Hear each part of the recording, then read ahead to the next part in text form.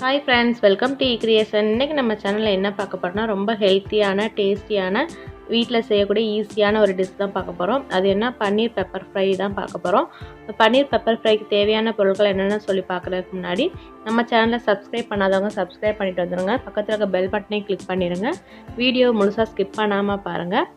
இப்போ பன்னீர் பெப்பர் ஃப்ரைக்கு தேவையான பொருட்கள் என்னென்னு சொல்லிட்டு பார்க்கலாம் வாங்க.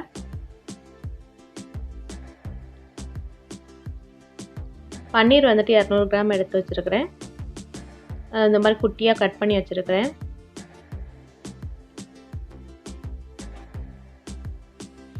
வெங்காயம் வந்துட்டு ஒரு பெரிய வெங்காயம் வந்துட்டு ஒரு வெங்காயத்தை பொடியாக கட் பண்ணி வச்சுருக்கிறேன். தக்காளி வந்துட்டு ஒரு பெரிய தக்காளி எடுத்து கட் பண்ணி வச்சுருக்கிறேன். மிளகுத்தூள் வந்துட்டு உங்களுடைய காரத்துக்கு ஏற்ற மாதிரி சேர்த்துக்கோங்க.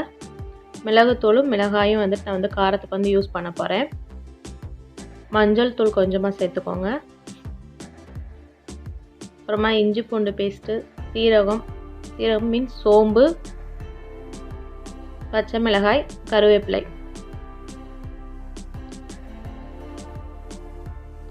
நான் வந்து மிளகுத்தூள் வந்து எங்களுடைய காரத்துக்கு ஏற்ற மாதிரி எடுத்திருக்கேன். நீங்கள் வந்து உங்களுடைய காரத்துக்கு ஏற்ற மாதிரி வந்து நீங்கள் வந்து எடுத்துக்கோங்க. அப்புறம் நம்ம டிஷ்ஷுக்கு தேவையான அளவு உப்பு, அப்புறமா கொஞ்சமாக வந்துட்டு எண்ணெய் சேர்த்துக்க போகிறோம். வாங்க நம்ம பன்னீர் பெப்பர் ஃப்ரை எப்படி பண்ணுறதுன்னு சொல்லிட்டு பார்க்கலாம் வாங்க. அதுக்கு ஃபஸ்ட்டு ஒரு பாத்திரத்தில் எண்ணெய் ஊற்றி கடாயில் வந்து சூடு பண்ணியிருக்கேன். அந்த எண்ணெய் வந்துட்டு சூடாகிற வரைக்கும் வெயிட் பண்ணலாம்.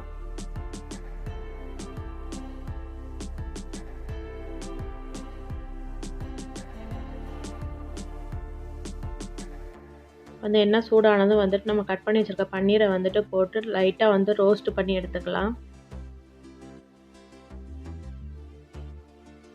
பன்னீர் ரோஸ்ட் ஆயிடுச்சு. இப்போ வந்து எடுத்துடலாம் எல்லாத்தையும்.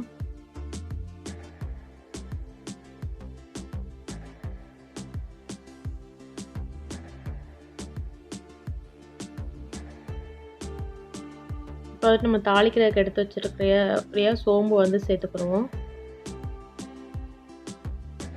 சோம்பு பொரிஞ்சதும் கட் பண்ணி வச்சுருக்கிற பச்சை மிளகாய் வந்து சேர்த்துக்கலாம்.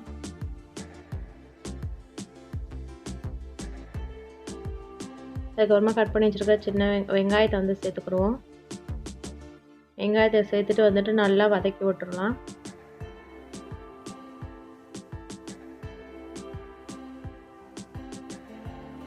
நல்லா வதக்கிட்டு நல்லா வெங்காயத்தோட கலர் வந்துட்டு லைட்டாக மாறுற வரைக்கும் வந்துட்டு வதக்கணும். இப்போ வந்து கருவேப்பிலை சேர்த்துக்கிடுவோம்.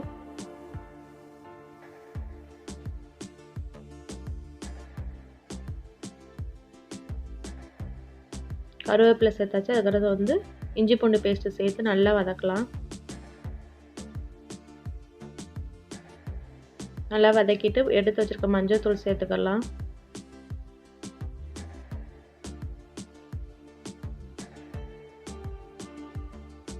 அப்புறமா தக்காளி சேர்த்துக்கிடுவோம். தக்காளி சேர்த்துட்டு நல்லா வதக்கணும். உப்பு சேர்த்துக்கிறோம் தக்காளி போடும் போதே வந்துட்டு. அப்போ தான் தக்காளி வந்துட்டு நல்லா வெந்து வரும். தக்காளி நல்லா வெந்துருச்சு. இப்போ வந்து நம்ம எடுத்து வச்சுருக்க பன்னீரை வந்து சேர்த்துக்குவோம்.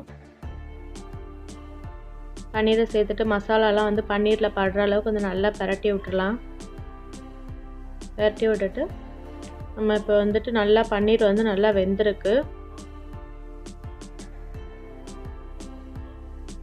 கடைசியாக வந்துட்டு நம்ம வந்துட்டு மிளகுத்தூள் வந்து சேர்க்க போகிறோம். மிளகுத்தூள் வந்து உங்களுடைய காரத்துக்கு ஏற்ற மாதிரி வந்து சேர்த்துக்கோங்க.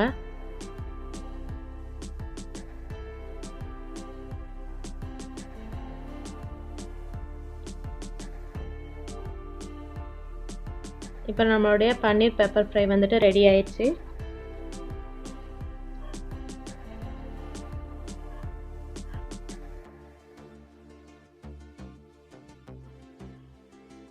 அடுப்பு ஆஃப் பண்ணிடலாம்.